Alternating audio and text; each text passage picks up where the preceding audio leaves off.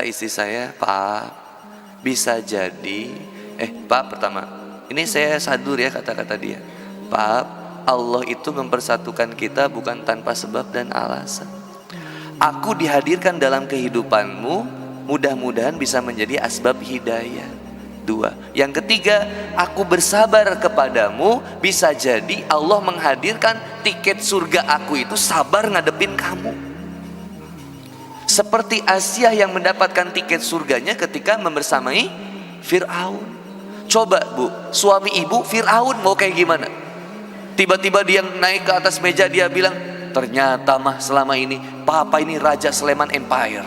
Kalau gimana coba? Stres itu. Bayang, Sunda Empire. Ini suaminya Fir'aun, hobi bunuh orang. Kata istri saya, Asia mendapatkan tiket surganya dengan sabar ngadepin Fir'aun. Maka saya bersyukur sama Allah, saya bisa jadi ngedapetin tiket surga saya sabar ngadepin kamu. Oh berarti aku Fir'aun. Sabar, perlahan. Cinta itu gak instan. Dan cinta itu bukan tentang lawan jenis. Saya cinta ke teteh, teteh cinta ke saya. Bukan sesederhana itu. Tapi cinta hanya kepada Allah. Maka lanjutkan ayat Al-Baqarah 165. Apa kata Allah Subhanahu wa taala? Walladzina amanu asyaddu hubbalillah. Dan sungguh orang yang beriman itu cintanya teramat sangat besar kepada Allah. Kata tafsir Ibnu Katsir, disebutkan cintanya orang yang beriman teramat sangat amat besar kepada Allah. Nggak ada yang lebih dicintai selain Allah. Ibu jawab dengan jujur, nikah itu ibadah atau masalah? Ibadah. Punya suami ibadah atau masalah? Masalah atau ibadah? Bingung jawabnya Ustaz. Sekali lagi tanya. Bu, nikah itu ibadah atau masalah? Punya suami ibadah atau masalah? Oke, punya istri ibadah atau masalah? Ikhwan, punya istri ibadah atau masalah? Ibadah. Jomblo ibadah atau masalah? Nah, ya jawab. Jomblo ibadah atau masalah? Kenapa jadi masalah? Kan tadi katanya putus itu hidayah. Maka kita menginginkan kejombloan. Maka jomblo hidayah ibadah atau masalah? Jadi masalah ketika kejombloan ini kita tidak sadari bahwa kita bersama Allah. Jadi sarana ibadah ketika kita bersyukur mendapatkan hidayah dari Allah, dan kesendirian ini membuat kita lebih dekat sama Allah. Mantap. Maka ketika dari jomblo pengen gak nikah? Pengen. Maka menikah itu ibadah atau masalah? Ibadah. Tapi cara pikir kita umumnya, mohon maaf, cara pikir kita umumnya nambah beban itu nambah masalah. Menikah masalah, punya suami masalah, punya istri masalah, nambah mobil masalah, nambah anak masalah, nambah tanggung jawab masalah. Padahal semuanya bukan masalah, potensi ibadah. Punya istri ibadah, jomblo ibadah. Ya apa ibadahnya jomblo? Yaitu menjaga kesendirian, karena sabar dalam kemaksiatan itu lebih berat daripada sabar dalam ketaatan. Anak muda yang ke masjid sama orang tua yang ke masjid beda. Maka anak muda yang ke masjid lebih baik daripada orang tua yang ke masjid. Orang tua yang bermaksiat sama anak muda yang bermaksiat lebih hina orang tua yang bermaksiat.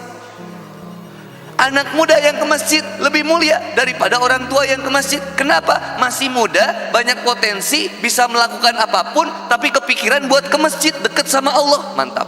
Ciri akhir zaman berarti. Anak muda usia kelahiran tahun 2004 sampai 2010 itu rajin ke masjid. Kelahiran 1994 sampai 2010 rajin ke masjid. Itu ciri bangkitnya Islam dunia. Di dunia semuanya merindukan kebangkitan Islam. Cirinya anak mudanya rajin ke masjid.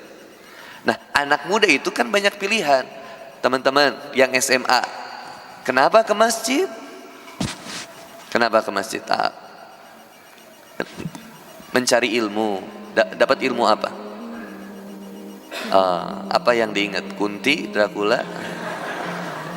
Punya pacar? Nggak punya pacar. Udah hafal berapa juz? Belum banyak ya, baru 15 juz. Yang sebelahnya, kenapa mau ke sini? Antum cari ilmu. Cari ilmu apa? Sihir, goib?